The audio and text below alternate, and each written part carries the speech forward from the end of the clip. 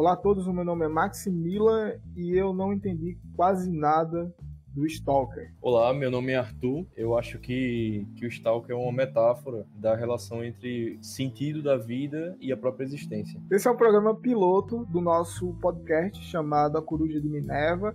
Tanto o Arthur quanto eu somos formados em filosofia e a gente vai tentar fazer uma abordagem de vários conteúdos diferentes com algumas pitadas de comentários filosóficos. Então a gente vai falar aqui sobre filmes, sobre música, sobre literatura, sobre a própria filosofia, de uma maneira mais suave, de uma maneira que isso seja agradável, tanto para a gente como para quem está ouvindo, para que de certa maneira a gente consiga aí expandir o contato das pessoas com a filosofia, com elementos da arte que constituem a nossa sociedade, o espírito da nossa sociedade.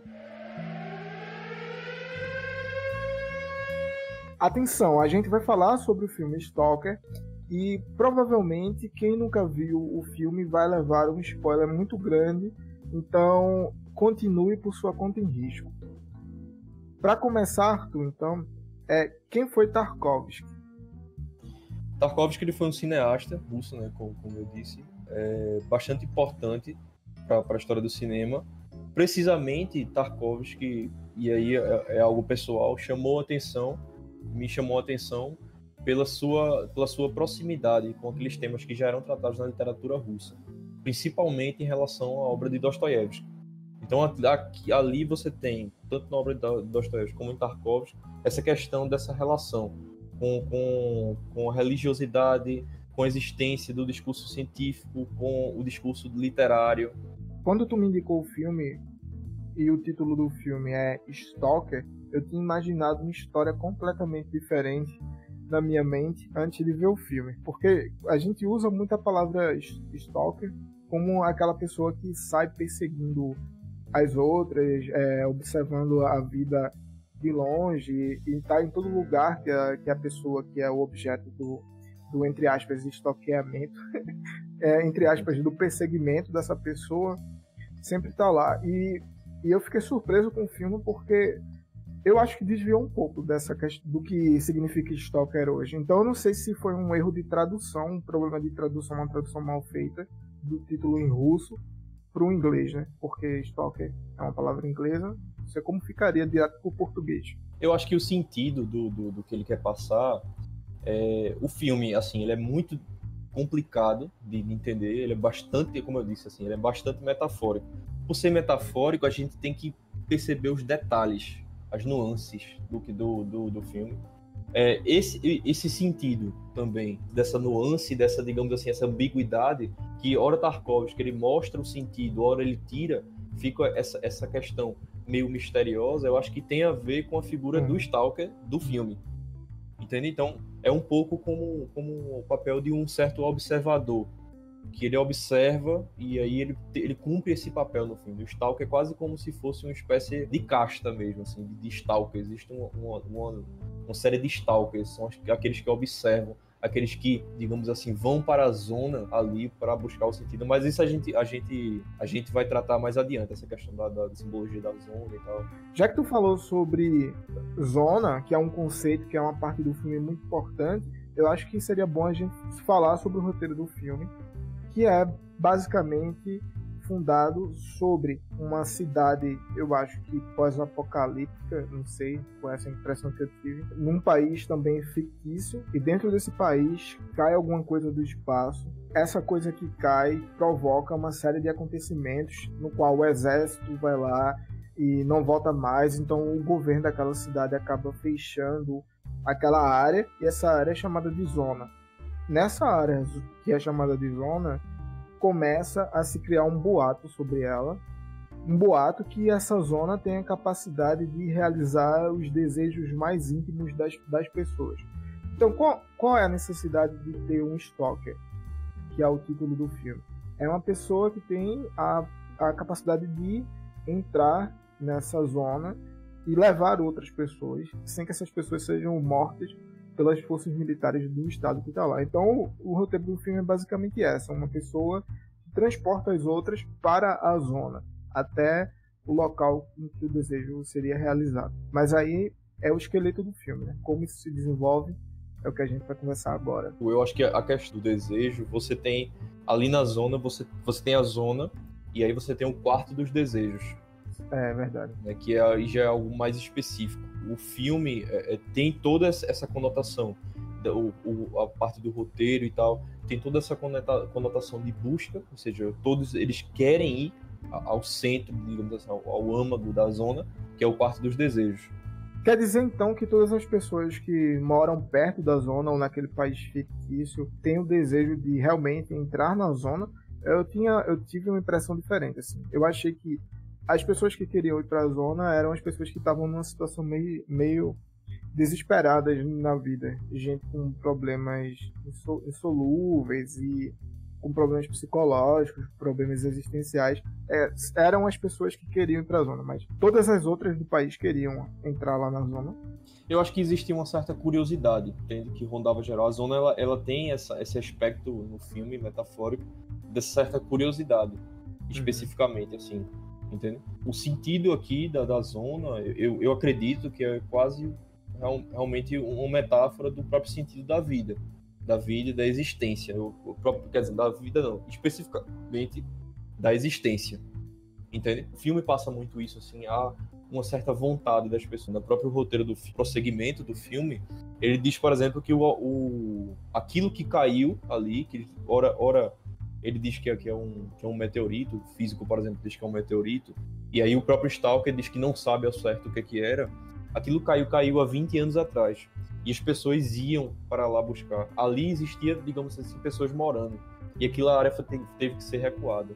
Então, existe aí um desejo das pessoas que conhecem, uma certa curiosidade, mesmo que elas não vão, mas existe uma certa curiosidade que é despertada nas pessoas quando elas sabem a respeito da zona. A primeira parte do filme é o diretor mostrando como o Stalker faz para entrar na zona. Essa parte serve mais para mostrar como está a situação do estado que ele vive, como está a cidade e tal.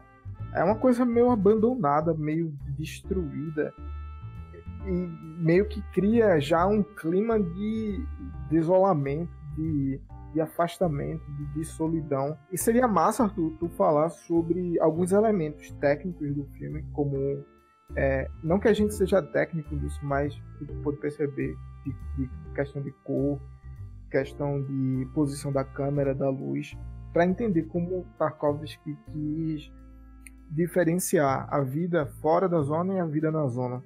É muito interessante essa questão, porque o começo do filme, você tem... Logo o filme começa, ele tem é uma espécie de bar, eu não sei exatamente, não dá pra saber, mas é como se fosse uma espécie de bar ali, de um... E aí o filme já começa com essa coloração sépia, que é uma coloração quase sem vida. Quase não, uma coloração sem vida, né? E aí essa coloração, ela prossegue no filme até o momento que eles entram na zona. Só que algumas coisas são muito interessantes. Por exemplo, quando você tem essa primeira cena, depois já começa a cena com o Stalker, a esposa do Stalker e a filha dele, dormindo numa cama, e aí a câmera ela vai entrando no quarto, digamos assim, ela vai focando essa entrada no quarto. Você percebe que a casa do Stalker é uma casa bastante ampla, uma casa que, digamos assim, já foi muito bonita, né? Só que é uma casa extremamente suja, extremamente descuidada, extremamente sem vida. Digamos assim, eu creio que você tem quase que uma metáfora do próprio vida do Stalker, entende? Que é alguém que se despreende, digamos assim, dessa vida rotineira, dessa, digamos assim, praticidade da vida. Então é alguém que tem quase um senso metafísico ali da existência, entende? Ele se despreende. Então você vê que as coisas, os elementos que trazem na casa do Stalker é desse despreendimento com aquilo que é rotineiro. Ele não cuida da casa. Muito interessante essa visão que tu tivesse do quarto do Stalker, porque a impressão que eu tive foi que eu já não vi por aí, eu já tinha percebido que tinha um conflito entre ele e a esposa e a filha, e eu acabei interpretando de que era uma família que vivia numa situação de extrema pobreza, e que aquela pessoa, o Stalker, tinha uma certa dificuldade de se relacionar com a filha e com a mulher, por isso vivia saindo de casa. Agora eu não sabia o que ele ia fazer, né? Então eu senti meio que um afastamento mesmo entre essas pessoas da mesma família. Logo quando ele saiu do quarto, a filha levantou, sentou na cama e ficou observando o pai sair com tristeza. E a mulher ficou questionando: por que é que você tem que fazer esse tipo de trabalho e tal? Eu achei que houve esse tipo de afastamento aí. Não tinha percebido que essa poderia ser uma casa bonita. Hein? Eu já vi a casa acabada, sabe? Tu entende? Sim, claro. A minha percepção em relação a isso, eu acho que você percebe a amplitude da casa. A casa não é uma casa pequena, sabe? Não é uma casa, digamos assim, de uma pessoa que tivesse uma condição precária. Entendeu? A estrutura da casa, eu acho. A casa, ela é espaçosa, a casa... Você não consegue ver o teto da casa, ou seja, significa que a casa é bastante alta. Entende? Os quartos, eles são bastante espaçosos. Uma parte também que a gente vai falar mais à frente sobre a simbologia disso, mas já lá no final, quando ela tá dando leite ao cachorro, que é o cachorro que volta, digamos assim, com o Stalker da zona, e aí a câmera pega um momento em que o Stalker tá no chão e você vê uma estante enorme, repleta de livros. Então eu acho que talvez pensei um pouco, foi nesse sentido, eu acho, assim, desse aspecto. Aí, além da cor, da coloração, além da coloração do filme, que é diferente, fora... eu acho que tem 3 tipos de cores no filme, que é o sépia, que tu falasse, o preto e branco, e o colorido, quando ele chega na zona. Então ele usa essas diferentes técnicas de coloração para dar climas diferentes ao filme. O colorido é algo mais esperançoso, mais vivo, como se houvesse a possibilidade de existir algo diferente daquele mundo que, na verdade, é o mundo real, é o mundo da vida, é o mundo que as pessoas têm que viver lá. Basicamente, o filme retrata a figura do Stalker, né, como uma espécie de condutor. Então, existe aqui Stalkers, né, no mundo fictício do filme existem Stalkers. E no filme, especificamente, ele relata da trajetória de um Stalker específico que conduz a zona, um professor físico e um escritor. E aí os 3, eles vão à zona. Quando eles vão à zona, como a gente havia dito, possui um quarto dos desejos, um quarto específico, lá, digamos assim, no âmago da zona. Essa zona, ela é protegida, né, pelo Estado, pelo Exército. E aí o Stalker, ele conduz, digamos assim, cada um, de uma forma, busca algo na zona. E aí depois ele volta, né? Depois de irem para o quarto dos desejos, eles voltam, eles retornam para o mesmo lugar onde eles iniciaram a jornada. Eu fiquei me perguntando por que Tarkovsky escolheu a figura de um escritor e de um físico para desenvolver o filme. Não ficou claro para mim, não sei se ele falou qual era a profissão do Stalker. Na verdade, a profissão dele é justamente levar as pessoas lá para a zona. Mas antes de acontecer a criação da zona, não sei se a zona, quando o Stalker nasceu, já existia ou se foi durante a vida dele, qual seria o tipo de função que ele fazia na sociedade. Eu só fiquei me questionando, sabe, por que um escritor e por que um físico? Por que não botar outros tipos de pessoas com outros tipos de atividade na sociedade? Claro que ele não fez isso de maneira despretensiosa, claro que tinha um objetivo, né?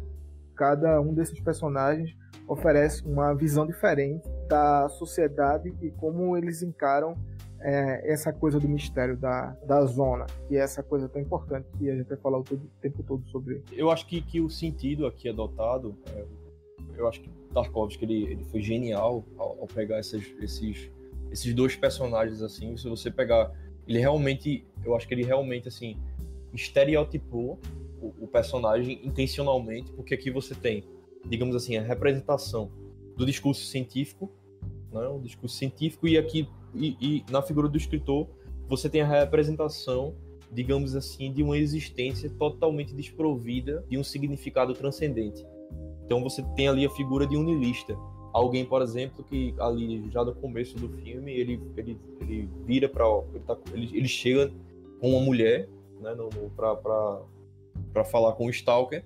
E aí, nessa conversa, nesse diálogo breve que ele tem com a mulher, ele diz assim: um triângulo ABC é igual a um triângulo ABC.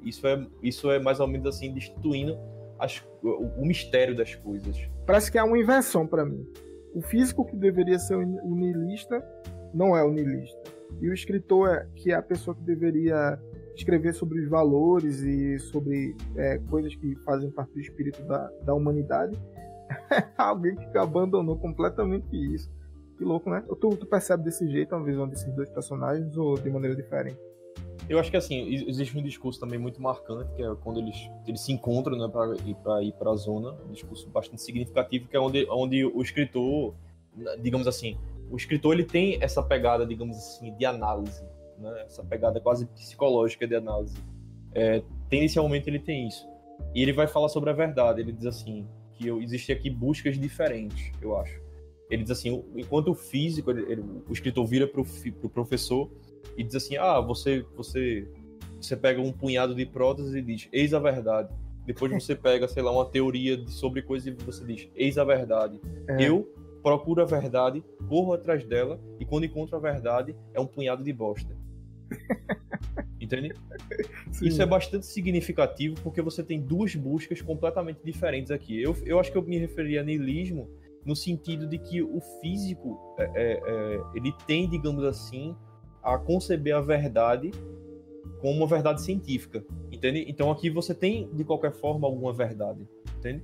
No caso do escritor, você não tem aqui a verdade, como ele fez a referência, ele diz assim, a verdade é um punhado de reticências, entende? Eu acho que talvez a figura do niilista tenha a ver, na minha perspectiva, tem mais a ver com o escritor nesse sentido, entende?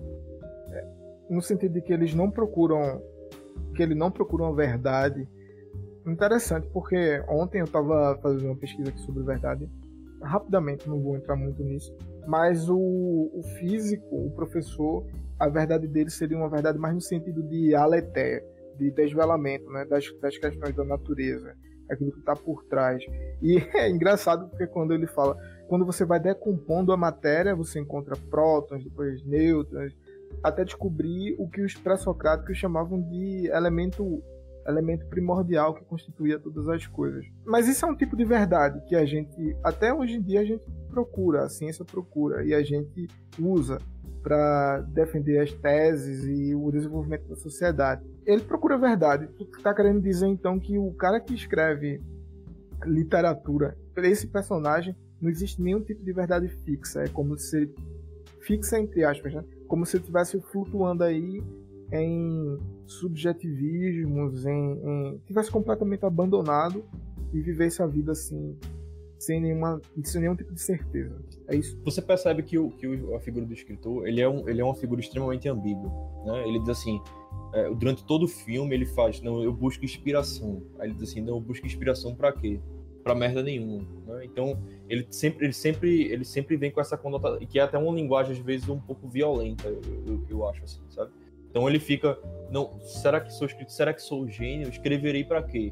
Escreverei para os outros, entende? Porque eu acho que quando Tarkovsky construiu o psicológico, digamos, desse personagem, a figura, ele quis tratar disso, digamos assim, porque no âmbito do niilismo você não tem, digamos, um sentido. Então não vai haver, digamos, consistência, entende? Então essa ambiguidade da relação dele com a verdade, da relação dele com a vida, da relação dele com o próprio ofício dele, é totalmente estranho, é totalmente paradoxal, entende? Eu acho que talvez esse seja o retrato do personagem do escritor. Então, eu fiquei com a impressão agora de que é aquele físico que o professor estava lá só para fazer o contraste com o escritor. Porque o que Tarkovsky, na verdade, quis com esse filme debater foi justamente essa questão de niilismo, de não ter resposta, de não ter verdade, com a possibilidade de sim ter verdade e que a vontade da gente seja suprida através de um elemento lá físico que ninguém sabe se existe ou não. E o físico, o professor, estava lá só para fazer esse contraste de como alguém que tem verdades aí podem encontrar. Então ele é meio que dispensável, entre aspas, dispensável porque ele está lá para fazer o contraste, mas no desenvolvimento da história ele não tem muita importância, ou tem? Eu acho que assim, os três personagens têm importância extrema na construção do sentido da zona. Todos os três, isso fica bastante claro, todos os três eles vão para a zona em busca de algo. Aqui você tem, digamos assim, três metáforas acerca dessa busca do sentido da vida, da existência propriamente dita. Então, de um lado, eu tenho alguém, que é o escritor, que se dirige à zona em busca de algo que nem ele sabe o que é. E no meio eu tenho o professor com um discurso, digamos assim, da busca de uma verdade de conotação científica, que ele vai para a zona, digamos assim, para compreender a zona, mas você percebe que do professor específico, ele também tem momentos que ele tem uma certa ambiguidade. Então ele leva, por exemplo, uma ampola de veneno. É verdade. E na figura do Stalker, você vê ali alguém que, digamos assim, que é quase que, digamos assim, espiritualiza a zona. Então o Stalker, ele vai para lá, digamos assim, ele não sabe explicar o porquê aquela zona é misteriosa, o que acontece, ele não entende a zona, ele não compreende praticamente nada da zona, né? Mas ao mesmo tempo que ele não compreende, ele aceita que a zona, digamos assim, fornece sentido para a vida dele. O Stalker, ele não compreende a zona, ele não compreende, digamos assim, a lógica da zona, ele não sabe nem ao certo se existe lógica na zona. Você vê que quando os três estão dentro da zona e o Stalker está conversando com o professor e com o escritor, às vezes o Stalker diz uma coisa e diz assim, não, mas eu não sei, entende? E isso é muito interessante, porque é quase como se fosse essa noção do sentido, né, da existência. Cada um, ele digamos assim, cada personagem incorpora uma certa metáfora de um tipo de busca do sentido, entende? Eu acho que vai mais ou menos por aí. E aí, eu acho que a zona, nesse sentido, é o lugar propriamente, assim como o sentido da existência, ou a própria existência, é algo que é propriamente paradoxal, é algo propriamente ambíguo, né? É um lugar, digamos assim, de perigo, um lugar que é muito bonito, você vê que existe uma exuberância ali, é um lugar, digamos assim, que mistura o caos, além disso existe vida, existe restos mortais ali, e aí uma parte que é muito significativa nessa busca, quando eles adentram a zona, é que o professor está sempre à frente. Não sei se tu percebesse isso, Max. Sim, sempre teve uma ordem de caminhar. Tipo, ele tá sempre à frente. Isso representa também os três, eu acho que representa os três tipos, né, de existência aqui. O professor, ele, digamos assim, leva tudo pelo viés da racionalidade científica. Ele não acredita, ele é o primeiro a não acreditar, ele desacredita completamente do discurso do Stalker, né? Ele vai lá realmente, digamos assim, para comprovar ou para revelar um certo mistério. Então ele tá sempre à frente. Isso eu acho bastante interessante, assim, quando o Tarkovsky, ele trata desses três personagens, assim, da relação deles três. Agora é engraçado que ele é o portador dessa metáfora, o professor, mas teve um momento no momento que o Stalker estava guiando eles por entre aquela mata, até chegar perto daquela cachoeirazinha, que o escritor decidiu não acompanhar o Stalker, porque para ele não fazia sentido ficar acompanhando o cara amarrar um pedaço de barbante numa porca e sair jogando por aí para ver se naquele lugar tinha perigo ou não. Aí ele debandou, não sei se tu lembra dessa parte. Sim. O escritor quis ir por outro lugar. E o professor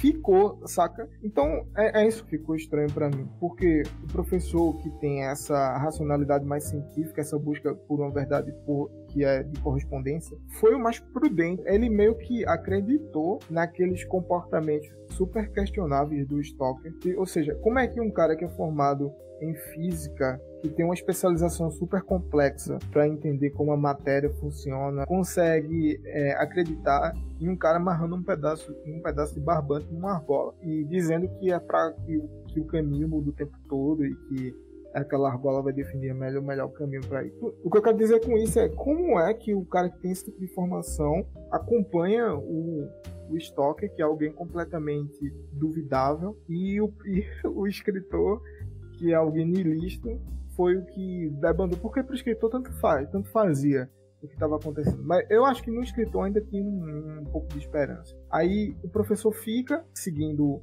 Stalker e o cara debanda. Eu acho que ele ficou mais com o Stalker por questões pragmáticas. Ele ainda tinha um certo medo do que poderia acontecer naquela zona. Tipo, era um ambiente desconhecido, né, velho? Isso.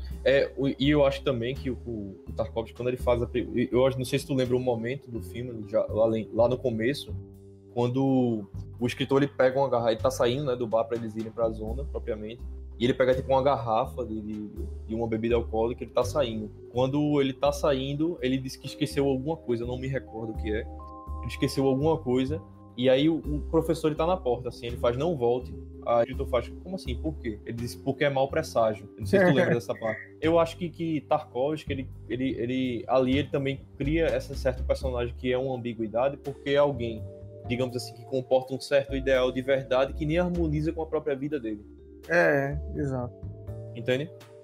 Mas claramente, assim, quando você percebe que dos três, assim, me parece que o professor é sempre aquele que quer recuar, sabe? Ele sempre tá, digamos assim, ele tá atrelado ao quê? A mochila dele, que uma hora ele esquece a mochila e ele quer voltar, ele fica extremamente preocupado com a mochila. Ele representa muito esse discurso, assim, daquilo que é mais concreto, entende? Eu acho que o professor traz isso, assim, essa simbologia. Apesar dele tentar fazer essa diferenciação entre os dois personagens, permanece cada movimentozinho de atuação meio que transparece que há uma coisa que perpassa os três. Como tu falasse, por exemplo, quando o escritor, que é niilista, mandando o cara não votar porque dá presságio, aí depois o cara que é um físico, como eu disse, da ciência da natureza, pragmático, positivista, tá lá na zona, beleza, que ele vai para lá com o objetivo de destruir, né? Que aquilo pode se tornar uma arma. Mas mesmo assim ele for lá com objetivos secundários, ou seja, essa questão do mistério, de saber se é possível realmente a gente realizar um desejo, tá lá. E eles vão brigando o filme todo.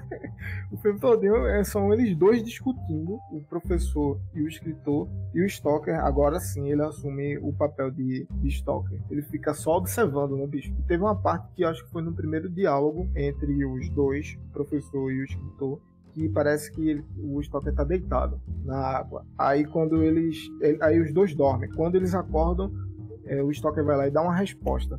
Parece que perpassa entre os dois, no mínimo, uma curiosidade sobre o que é esse quarto que realiza os desejos. Agora, como cada um vai reagir no final, e a gente sabe, a gente vai chegar até lá, realmente tem a ver com a construção do personagem, né? Que agora, ouvindo falar, foi uma construção de personagem muito boa. Agora, mesmo assim, eu ainda defendo que perpassa entre os dois essa curiosidade, porque o cara é niilista e não acredita que pode haver nenhum tipo de verdade, que todas as ações dele não levam a... Mas por que ele tá indo lá, então? Estranho, né? Por que tu acha que ele tava indo lá, o escritor? Eu acho que quando Tarkovsky quer passar isso, aí, quando eu falei assim, eu acho que ele faz esse nivelamento da condição humana mesmo, assim. Da condição humana como condição de busca constante de sentido. Então, ele fala o porco-espinho.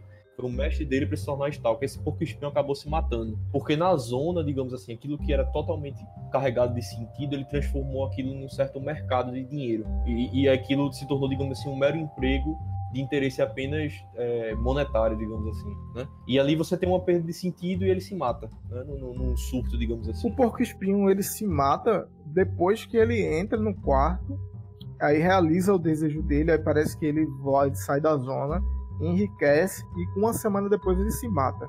É o que acontece com o porco-espinho. Aí a questão que fica ele se mata porque ele teve o desejo dele realizado e aí perdeu o sentido da vida, ou ele se mata porque ele entrou no quarto e percebeu que não era uma fonte dos desejos. Pronto. Uma parte que eu acho que é bem significativa para falar disso aí, que é uma parte que o Stalker ele se distancia dos outros dois personagens, e quando ele se distancia, ele fala muito da relação do nosso estado interior com a zona.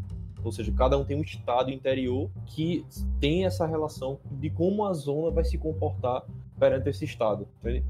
E aí eu acho que aí ele está falando da individualidade mesmo. Quando ele fala nessa questão, ele está dizendo justamente dessa relação individual com o sentido da própria existência, entende? O sentido da existência, ele não é universal aqui. Ele é totalmente individual. Então, ele diz respeito ao estado de cada personagem e cada busca individual. É como se cada um na zona visse o eco de si mesmo, né? Isso, por exemplo. Agora é engraçado, porque quando o escritor debandou do grupo, ele estava em frente a uma casa e ficou com medo de avançar, ouviu uma voz dizendo para ele voltar. Aí eu não sei se essa voz que estava pedindo para ele voltar foi a própria consciência dele, ou se realmente existe lá naquele lugar algo místico que fez ele retroceder. Porque pode haver esses três personagens que são completamente diferentes e cada um tem uma proposta diferente, e a gente tentar discutir o que representa para cada um dos três.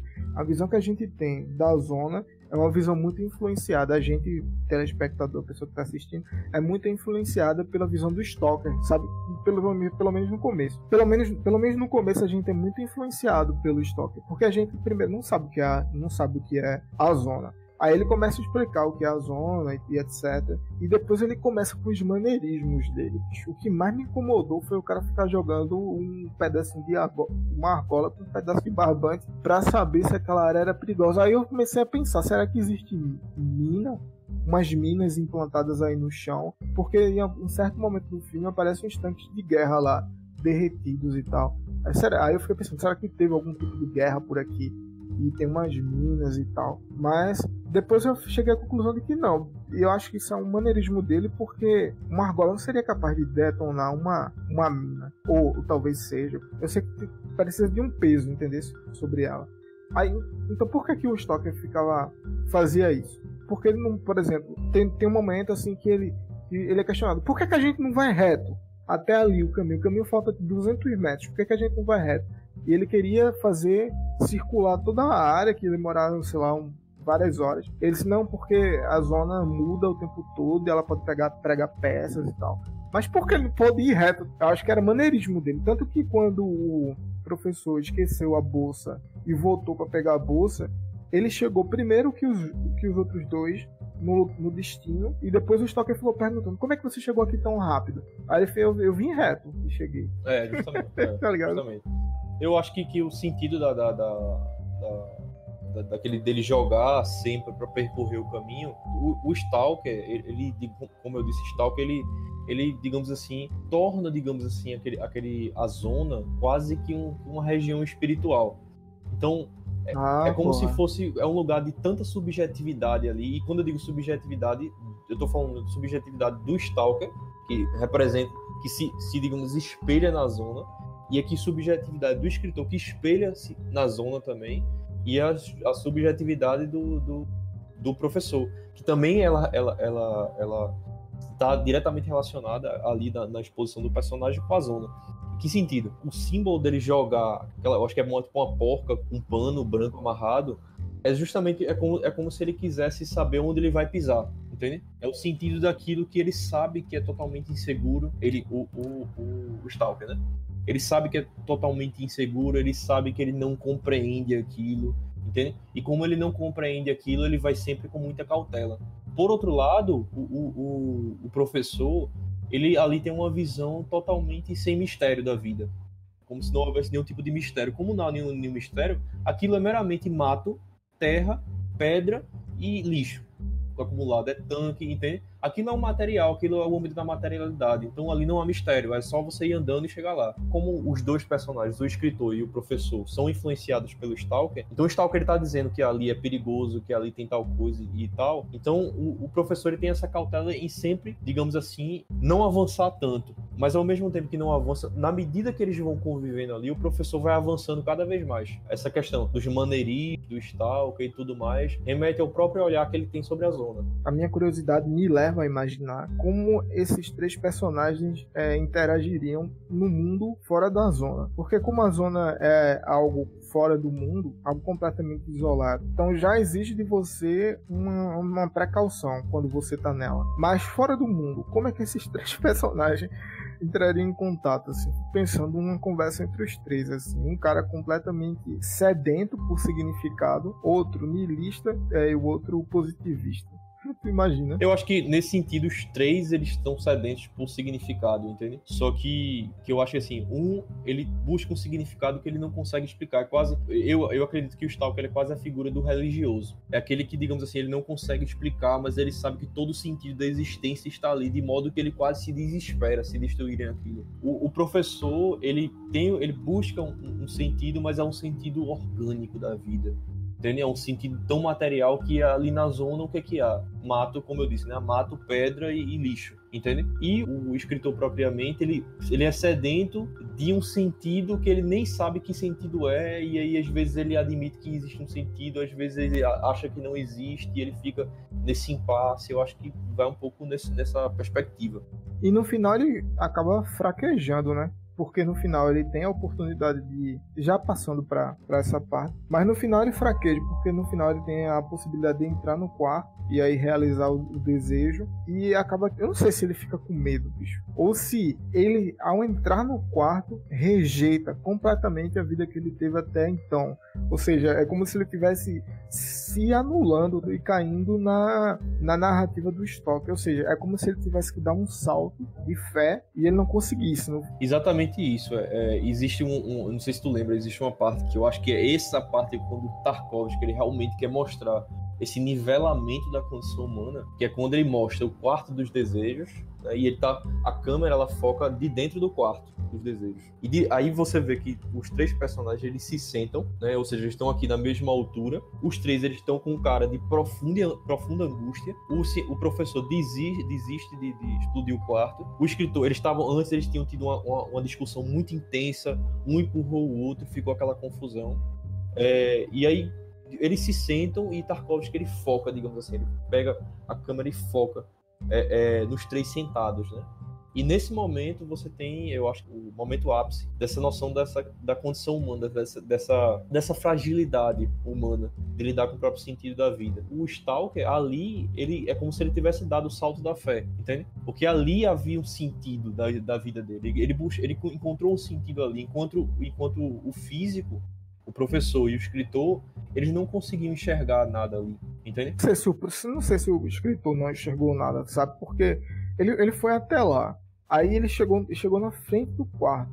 E de repente ele começa a questionar a própria existência. Assim, o conflito dele foi que, é como eu disse, se ele entrasse lá, acho que a psique dele ia se quebrar. Agora, esse filme, ele é um filme que ele não dá respostas, e eu acho que essa é uma das características que tu mais gosta do Tarkovsky, né? E também é uma das características de outros diretores aí que me fizeram realmente ver um filme e ficar 3, 4, uma semana pensando nesse filme. Não é um tipo de filme que você assiste, se diverte, tem uma cartaz e depois fica tranquilo e esquece do roteiro. É um filme que fica martelando. Isso. E aí, que fica martelando em mim, eu me identifiquei menos, o personagem que menos me identifico foi com o personagem do Stalker. Não que eu não busque o sentido da vida, eu busco o sentido da vida, da minha maneira. Mas aqueles maneirismos, eu acho que foi um exagero de propósito que o diretor criou para mostrar que algo também extremamente exagerado pode levar você a fazer coisas sem sentido, como ficar amarrando o danado em um pedaço de pano. Isso me incomodou, velho. Me incomodou porque também, assim, quando foi questionado, não, porque a zona parece muito com o perfil de certos religiosos que existe hoje no país da gente. Mas fugindo desse discurso, desse debate, me identifico menos com esse Stalker porque por causa desse exagero, assim. E parece que ele até começou na reta final do filme. Ele começou a controlar assim, as pessoas. Escolha 3 quando eles tinham que passar pelo túnel com aquela porta de ferro para chegar no quarto. Aí tinha que escolher 3 fósforos e quem pegasse o maior ia ser o primeiro a passar. Só que os 3 fósforos estavam do mesmo tamanho. Ele que decidiu a pessoa que ia entrar. Ele foi e mandou um niilista para lá entrar, para se arriscar. Ele, o tempo todo, desde o início do filme, ele estava manipulando. A impressão é que nunca dá para saber quando o que está acontecendo naquele filme. E que depende da ação dele, se aquilo é verídico mesmo. Quer dizer, se aquilo faz sentido. Se não podia ter sido feito de outra maneira.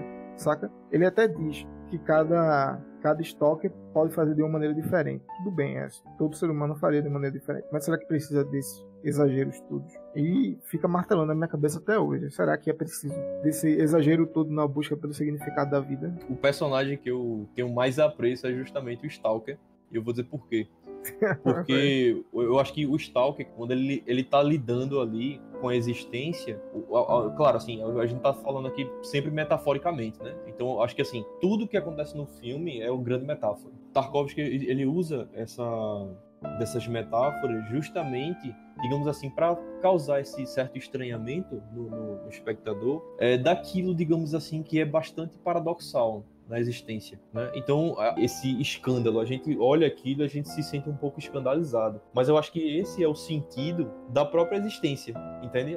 Muitas vezes a gente vive e a gente se escandaliza, enquanto os dois outros personagens, eles tentam, digamos, encaixar o professor a vida num certo significado, digamos assim, eles colocam tudo a existência numa caixa, digamos assim, e por outro lado, o escritor, ele, digamos assim, ele quer desconstruir aquele desejo dele desse sentido pela existência. E eu acho que e algumas coisas são bastante significativas em relação ao Stalker, por exemplo, que você percebe, eu citei já essa cena, que é a cena, digamos assim, onde ele volta da zona, que são duas cenas coloridas. A primeira cena colorida que aparece no filme é a cena da zona, e quando eles voltam da zona, eles voltam para aquele bar, que era onde foi o ponto de encontro inicial, e aí a esposa do Stalker ele aparece, ela vem ao encontro, ela entra no bar, e ali o Stalker volta para casa. Quando ele tá voltando para casa, o filme fica colorido novamente e mostra, ele foca ali, há um foco da câmera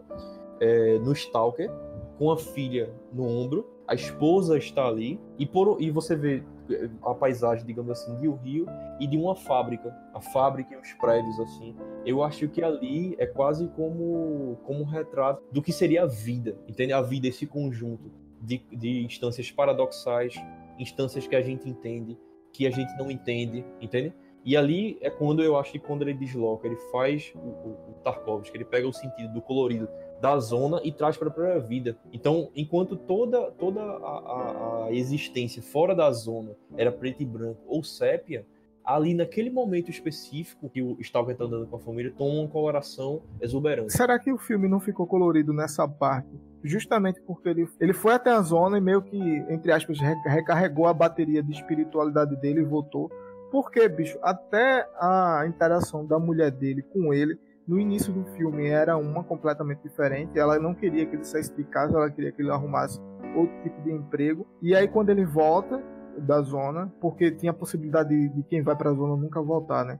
Aí quando ele volta, ela já trata ele de uma maneira completamente diferente, carinhosa, atenciosa, e cuida dele, né? Aí ela acaba botando ele na cama, que foi onde ele começou o filme. E aí o filme começa aí, não sei se era sépia ou preto e branco. Eu não sei se ele foi pra se recarregar, entende? Se o sentido de metafísico da zona foi transferido para a vida. Quer dizer, o que eu quero dizer aqui, há dois momentos que se mostra a vida. O início do filme é a vida dele também na casa, que a gente começou falando sobre a casa. E no final também é na casa. Aí no final a casa tá colorida e no começo ela tá preta e branca. No final tá colorida porque ele foi para a zona e conseguiu se recarregar de um certo sentido espiritual que ele precisava, ou porque realmente a família é um lugar que ele também encontra esse tipo de significado, de sentimento.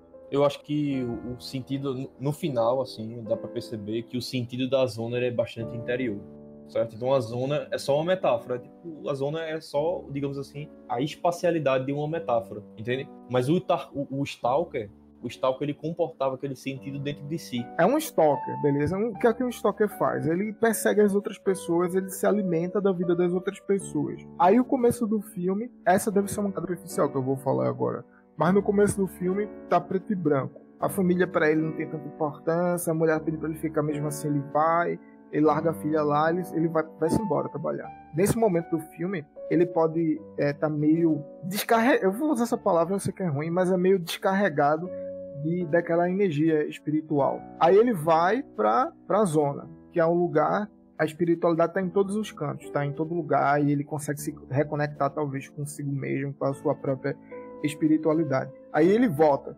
Quando ele volta, talvez não seja a família que está colorida. Não é o mundo é o mesmo. O mundo está lá, pós-apocalíptico, todo acabado, com gente com fome, com emprego. Mas o que está diferente é o próprio Stalker.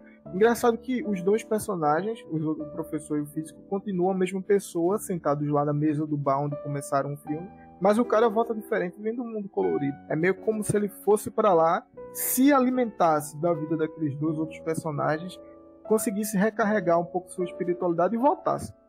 Agora é o sentido do Stalker que eu percebi. Eu acho que nesse sentido, a zona é como se ele se aproximasse de um momento digamos assim, com o sentido da existência dele. E nesse momento, quando ele volta, e talvez, digamos, esse recarregamento que você tivesse fazendo referência, é como se fosse um momento, digamos assim, que aquele momento, na verdade, quando ele tá com a família e ele tá saindo, na verdade, o momento que fica colorido é quando ele tá voltando com a família, né? Ele volta assim. E quando ele tá voltando, eu acho que aquele momento é como se mostrasse aquilo que ficou no Stalker, entende? Aquilo que digamos assim, que tem a ver com a interioridade, a individualidade dele em relação ao sentido. E logo após isso, tem uma cena que a esposa tá colocando tipo leite pro cachorro. Eu não sei se é ele ou a esposa tá colocando leite pro cachorro. E tudo vira sépia de novo. Tudo vira sépia de novo. E é uma parte interessante porque a esposa, ela senta, ela pega ele, ajeita ele e tudo mais. Ele fica impressionado, ele tá ali deitado no chão, ele fica impressionado. Porque ele começa a dizer, eu não sei o que é que as pessoas estão pensando, com que pessoas estranhas eu tive contato hoje. O que vai ser do meu trabalho, o que vai ser com o tempo, o quarto dos desejos, ele não vai fazer sentido mais pra ninguém. Então ele fica um certo desespero ali, porque aquele significado era muito importante pra ele. E aí tem uma parte do filme que é uma parte muito interessante, quando a esposa senta numa cadeira e começa a falar diretamente com a gente, espectador. É verdade, quebrou a terceira parede. E aí é interessante porque ela se volta, olha diretamente pro espectador, e aí ela fala da relação de uma felicidade amarga, não sei se tu lembra disso, de uma felicidade amarga com uma vida sem sentido, tendo uma vida que ela chama de vida rotineira. E ela é uma personagem que aparece pouquíssimo no filme, aparece só no começo do filme e no final, mas eu acho que também ela representa aquilo, digamos assim, que há de mais ela como um ser humano, esse conflito, né? Com lidar com o Stalker, que é alguém que se distancia, digamos, da concretude, e lidar com a vida. Então, ou seja, a filha do Stalker tá com fome, tem que comer, tem que trabalhar, tem que conseguir dinheiro, né? Então essa é um pouco dessa relação dentro da casa. Só que ela fala dessa relação que eu acho interessante, da felicidade amarga, que ela disse que escolheu a felicidade amarga, porque a mãe dela havia dito, não se junte com o Stalker. Mas ela preferiu a felicidade amarga, digamos assim, do que uma vida chata e sem sentido. No final, e aí depois você tem a terceira cena, que eu me recordei, que aparece o colorido também, que é a cena da menina, né, na mesa, que é aquela cena misteriosa. Agora, assim, a gente tá levando a zona como se fosse um lugar em que a espiritualidade é, de certa maneira, materializada para tornasse o filme de uma maneira um pouco mais compreensível, né? Isso. Mais visual. Mas é uma sala dos desejos, e os desejos mais íntimos. Aí eu fico pensando, será que o desejo mais íntimo de todo ser humano é realmente encontrar aquele sentido que o Stalker defende, sabe? Porque quando os caras não entraram, ele ficou perdido, assim, como é que alguém rejeita entrar nessa sala e descobrir que eu tanto defendo, que eu tanto sei? Será que não há possibilidade do desejo mais íntimo de outro ser humano diferente dele ser outro completamente diferente? Eu acho que nesse sentido, não é que a zona ela represente uma espiritualidade, eu acho que ela representa a busca do sentido humano, entende? Sim. E aí o sentido humano é o quê? É o próprio desejo, ou seja, o que constitui o ser humano é o desejo. E aí, é nesse sentido que tá falando ou algo além do... Eu acho que tem a ver com... Quando ele diz que na sala, né? A sala dos desejos mais íntimos, eu acho que tem a ver com essa busca do sentido. Mas aí, quando fala dos desejos mais íntimos de cada um, aí refere-se à individualidade. Ou seja, cada um... Assim, a busca pelo sentido, ela é universal nesse aspecto, entende? Mas como é sala dos desejos, dos maiores desejos de cada um, então aqui você tem a busca como algo, digamos assim, que se remete à condição humana, né? O existir, ele é busca de sentido, mas a cada um vai comportar um tipo de busca de sentido, né? Ou se essa pessoa acredita que há um sentido, né? Ou busca do nada, ou o que é que seja. Todo esse filme, agora, depois da conversa, está me fazendo lembrar de Spinoza. Porque para Spinoza, o que constitui a essência do homem? O desejo. E o desejo, ele traduz como um conato. Ou seja, a essência do homem é buscar realizar os seus desejos mais íntimos. E cada ser humano tem o seu desejo individual, tem o seu próprio conato, que é essa tentativa de se manter vivo e se individualizar através do seu desejo. Aí, Arthur, eu não sei se isso tem a ver, agora eu fico na dúvida, é um filme que não tem resposta, mas eu não sei se tem a ver direto com questões religiosas. Porque, eu não sei se tu lembra, mas teve uma certa parte que o escritor meio que criou uma coroa de espinhos. Essa parte aí. Tu lembra dela? Muito marcante.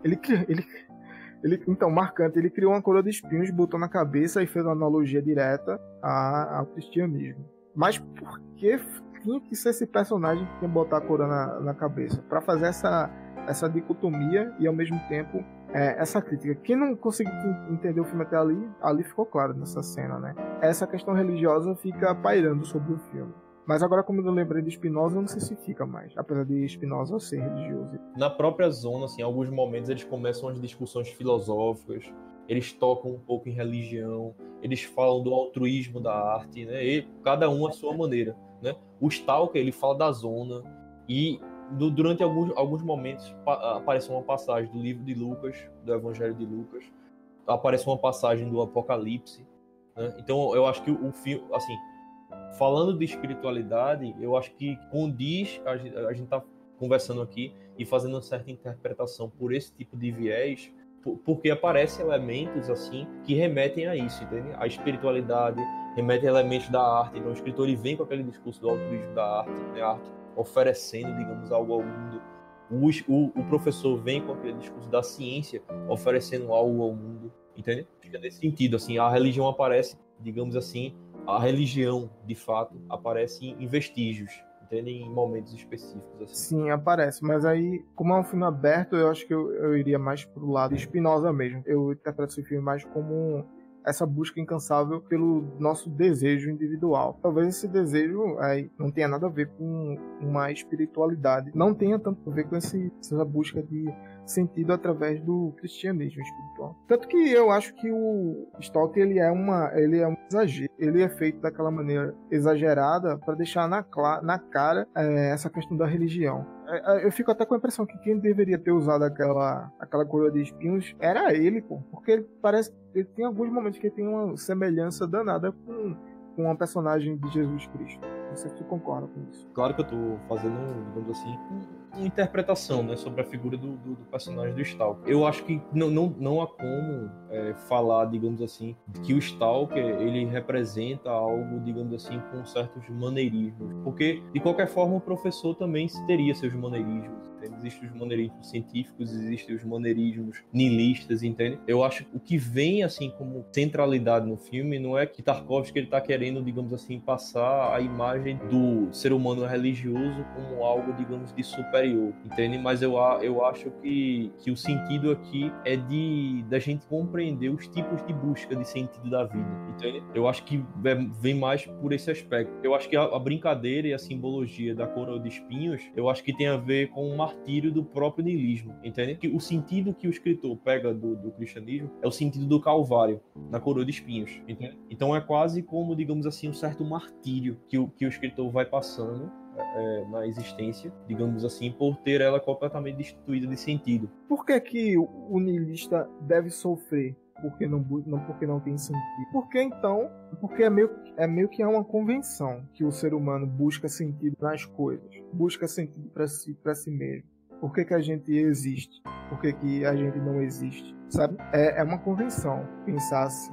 E o niilista põe isso em xeque, né? Talvez não haja sentido na gente existir. Talvez a posição de um físico, biólogo, esteja correta, sabe? Talvez a gente crie sentido nas coisas porque é uma característica nossa, mas talvez não exista sentido fora de nós mesmos. Aí o diretor fez o julgamento, a botar a coroa na cabeça dele, eu acho. Então, isso é um debate, aí você já iria para um debate que permeia a literatura russa, assim, Dostoiévski, Tolstói, depois dos 50 anos dele, que, assim, eles são fortes críticos do niilismo, né? E se a gente fosse adentrar essa discussão, niilismo / sentido da vida aqui, eu acho que a gente entraria em discussões do tipo, por exemplo, relacionado, por exemplo, à produção da cultura, à produção da ciência, à produção do que quer que seja, é a busca de sentido, entende? E eu acho que o filme, o que Tarkovsky quer tratar, não é, digamos assim, colocar o niilismo em xeque. Eu acho que o que Tarkovsky está querendo tratar é que existe busca mesmo para o niilista, porque senão o niilista não estaria lá, entende? Ele não iria para lá. Se ele achasse que não existiria nada e nada faz sentido, ele nem lá estaria, ele não iria para a zona. O que ele ia fazer na zona? Nada, entende? Então, ou seja, a busca de sentido, porque o não sentido da vida também é um sentido, tu entende? Porque a busca do Tarkovsky quer tratar essa noção de que a busca pelo sentido é algo que condiz à condição humana, entende? Mesmo da parte do escritor, cuja vida não tem sentido, afirmar a vida enquanto algo que não tem sentido é afirmar um sentido sobre a vida. Então, eu acho que, eu não diria que Tarkovsky assumiu uma postura, mas eu diria que o filme é uma metáfora sobre essa busca, digamos assim, da condição humana, pelo sentido. Eu entendo que o objetivo desse diretor era deixar as coisas as mais abertas possíveis para que várias interpretações fossem possíveis. Até penso assim, que o objetivo dele era que a gente, telespectador, criasse sentido. Isso. Ou seja, o filme é como se fosse uma folha de papel que a gente vai decidir o que tem nele, e ao fazer isso a gente está criando sentido. Ou seja, o diretor está obrigando a gente a criar sentido para mostrar que é impossível uma posição niilista. Então, é nessa direção que eu falo que ele assume essa posição de deixar o niilismo em xeque, sabe? Tanto o niilismo quanto a ciência positivista, de dizer que existem outros sentidos. Tu compreende nesse sentido? Eu não acho que seja assim, bicho. Eu não acho, porque eu acho que é a retratação de 3 personagens, entende? Não há uma prioridade dos personagens, assim. Não há digamos assim, uma superioridade entre os 3 personagens, entende? Digamos assim, uma superioridade do Stalker sobre os outros personagens, entende? Eu acho que a zona, quando ele diz que a zona é algo que refere-se ao estado de cada um, entende? O Tarkovsky, ele passa essa noção de que o sentido é algo individual, entende? E mesmo para o Stalker, não existe a ideia de uma universalidade, de um sentido, digamos assim, puramente metafísico, porque cada Stalker reage de uma maneira à zona. Então eu acho que cada um, ele tem, digamos assim, uma resposta sobre a zona de acordo com o seu estado, a sua individualidade. No entanto, se o escritor fala acerca da vida dele, ele está sendo muito coerente do modo como ele expõe a vida dele com a própria postura que ele tem sobre o mundo. Então, se a vida não tem sentido, eu tenho uma certa postura e uma leitura da minha própria vida sobre isso, entende? Eu acho que quando Tarkovsky ele retrata esses personagens, ele mostra muito o discurso, digamos, a coerência do discurso de cada personagem com a própria visão que eles têm sobre a zona, entende? Então, e aí não se trata, digamos assim, propriamente de uma crítica ao niilismo, de uma crítica ao que quer que seja, de uma crítica à ciência, que eu acho que vai mais no sentido de que a zona representa esse campo, digamos assim, de subjetividade e dessa relação dessa subjetividade com o sentido. Mas eu quero dizer o seguinte, o diretor, ele obriga o telespectador a criar sentido, ao deixar a coisa em branco. Ele põe uma cruz, como tu lembrou, do Calvário na cabeça do niilista. E tanto que, nesse sentido, o professor ele fica meio apagado, porque é como se a ciência estivesse um pouco distante desse debate, se afastasse desse diálogo. E aí, eu estou dizendo que ele assume uma postura, mas a postura dele não é de uma crítica ao niilismo, mas é a postura de deixar em evidência. Eu não sei, bicho, eu não sei. Resumindo mesmo, é que ele criticou o niilismo de maneira velada, sabe? E ele fez isso muito bem, porque ficou nas subcamadas mesmo, assim. Eu acho que a gente vai ter que discordar nesse sentido. Eu vejo, por exemplo, o discurso, quando a mulher ela vira para o telespectador, digamos assim, para aquele que tá vendo o filme, ela diz assim, eu preferi uma felicidade amarga. Então, ou seja, a condição da existência humana, ela é dor, ela é sofrimento, entende? Eu acho que Tarkovsky, ele passa muito bem isso na figura dos 3 personagens, porque o Stalker é quase como um louco da sociedade, né? A mãe dela, por exemplo, vira para ela e diz assim, você vai casar com um louco. Os vizinhos, ninguém fala com ele, ele mesmo tem uma hora que ele tá com... Depois que o escritor empurra ele tá sentado no chão, ele fala assim, eu não tenho amigos, sabe? Isso aqui é o sentido de toda a minha vida. Então, ou seja, existe uma condição de dor ali, entende? Eu acho que a dor, o sofrimento, Tarkovsky coloca como algo referente à condição humana. Eu acho nesse sentido. É justamente por isso que ele deixa em evidência que o niilismo talvez seja uma grande falácia, entre aspas, uma grande recusa da própria vida. Foi isso que eu percebi, velho. Se todo filme é a busca pelo sentido da vida, e seja lá qual for esse sentido, e aí tem um niilista que chega na porta do desejo, rejeita e etc. O diretor está dizendo para mim claramente, olha, a vida é a busca pelo sentido. Se essa busca vai te deixar feliz ou não, não importa. O que existe é a busca pelo sentido, que é a condição humana. Tanto a ciência quanto os que negam a busca do sentido. Assim, eu acho que deveria haver uma fusão dos 3 personagens, criar uma pessoa só. O cara não tem amigos, o cara vive numa situação de pobreza, mas vive o tempo todo buscando pelo sentido. Ele tá ignorando a outra parte da vida dele, a vida social, etc. Aí o cara é niilista, mas o cara é rico, vive os prazeres da vida, mas não tem sentido, é alguém vazio. E o físico vive buscando o sentido na materialidade concreta das coisas. Também é vazio. Parece que ele pegou um ser humano, a personalidade de um ser humano, e separou. Cada personagem daquele dava para ser fundido. E se você juntasse as três psiques, formaria um ser humano como ela é hoje. Por exemplo, a gente busca pelo sentido, mas também a gente quer condições materiais de vida. A gente defende a ciência. Sabe? Parece que ele dividiu para deixar evidente, assim. Eu continuo defendendo, velho. A posição do Tarkovsky sobre o niilismo é uma posição que tenta rechaçar o niilismo. Claro que nesse filme a intenção de deixar, eu concordo contigo, era falar do sentido falar da busca do sentido usando a busca do sentido. Tanto que a gente tá fazendo isso agora. Mas eu acho que ele ainda assume as posturas dele contra o niilismo. Que não é algo negativo. É a postura dele. Todo mundo tem sua postura. Assim como Irmãos Karamazov, você tem... Dostoiévski também usa um pouco bastante, né, Irmãos Karamazov, essa noção de que ele pega, digamos, estereotipa personagens e a partir dessas estereotipações ele vai falar de aspectos da condição humana. E aí eu acho que Tarkovsky nesse filme ele também apresenta esse lado. Então a gente...